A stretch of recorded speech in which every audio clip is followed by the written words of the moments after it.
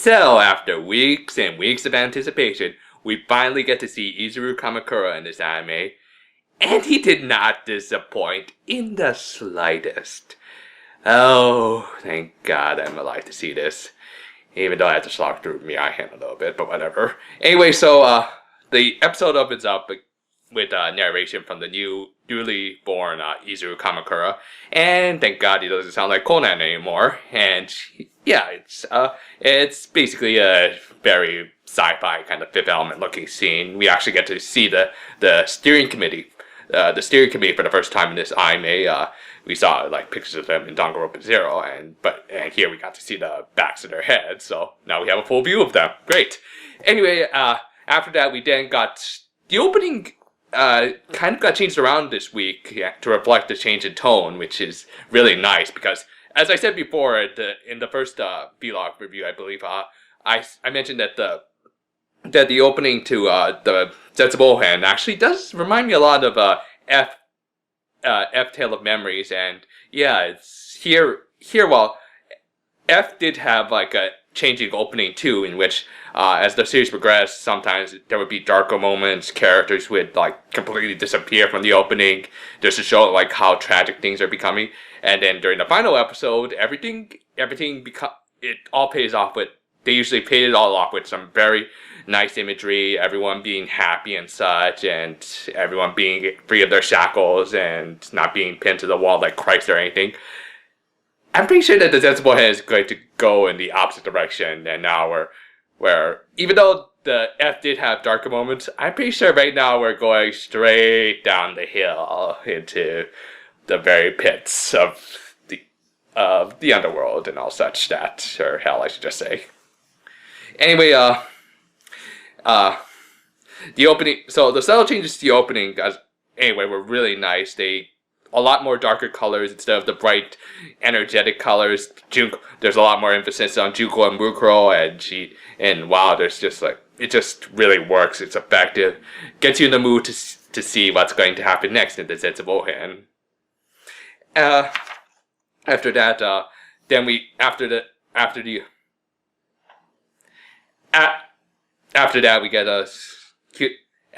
get a really sad little scene with Chiaki waiting outside the reserve course department for Hajime to come out. It suggests that she's been going and waiting outside the gates for the last half year for him to come out of his tube finally. While she doesn't know about him being in a tube. And she even gets little hope spots when random blue-faced guys for some reason have Minami Takayama voicing them. Just random people being voiced by Hajime's actor. But some people out there just have really similar voices. I think my friend has a really similar voice to me, but whatever. Anyway, after that we got the class 77 is cleaning things up as they're moving into their new classroom. During the cleanup, we get a cute little scene between Fuyuhiko and Peko, which is always nice to see. And of course, Ibuki comes in as the big shipper that she is. I'm not complaining, it's cute.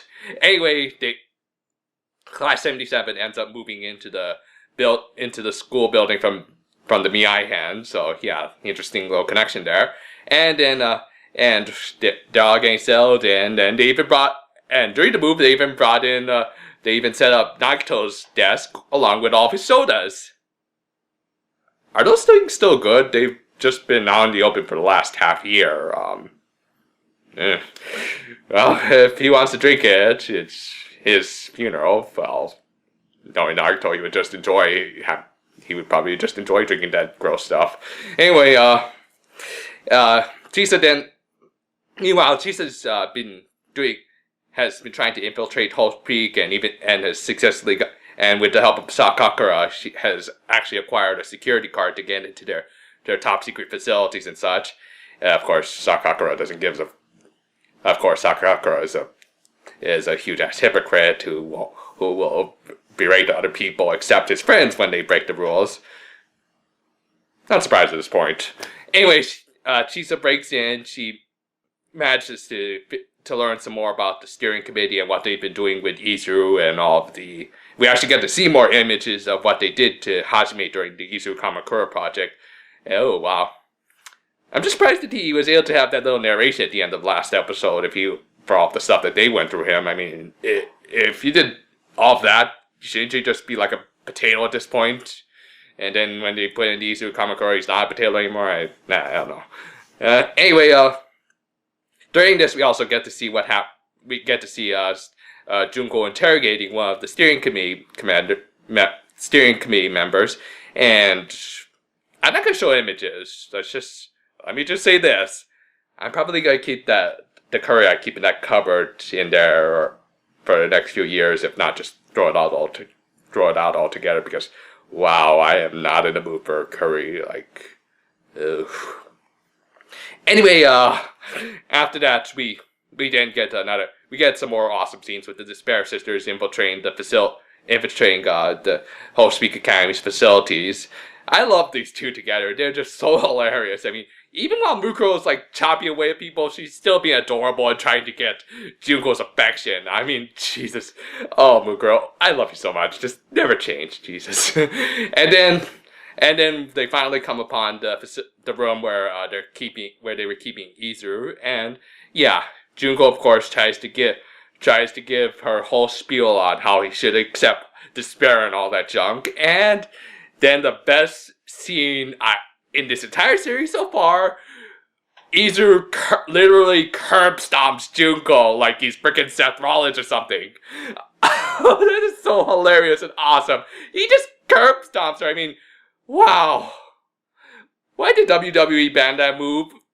Why can't Seth Rollins use it anymore? Jesus Christ, why does he have to use the pedigree anymore? Okay, sorry, went off on a tangent there. But yeah, he curb stomps Junko, and then just bitch slaps Mukuro all the way. Okay, Izuru, I still like you, but don't you dare hurt my Mukuro. Anyway,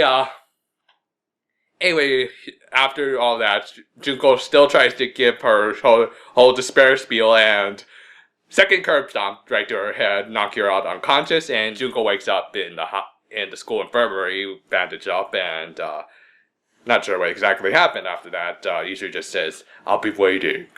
And supposedly I guess he's still in his room since apparently he talked with the school afterwards, telling him that nothing happened. Don't know. Anyway, along with that, we also get a quick scene between the Ryota Mitai and the Ultimate Impersonator, and I really like those scenes too, because even though they're obviously not related, they're starting to come off like legitimate brothers who are trying to help one another. The older one's trying to look out for the younger one's well-being. So yeah, it was a cute scene. Anyway, it was a nice scene, and then after Junko leaves the infirmary and she ends up passing the real Ryota Mitai outside, and then stops him and says, "This is destiny," or something like that. It's like, so is Ryota actually the traitor? Has he been working for Junko this entire time?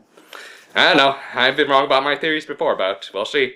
Anyway, that's how the episode ends, and yeah, it was admittedly a little bit of a slower episode. Not much happened that we didn't already know about. Though again, the interactions between the characters is what made this episode for me.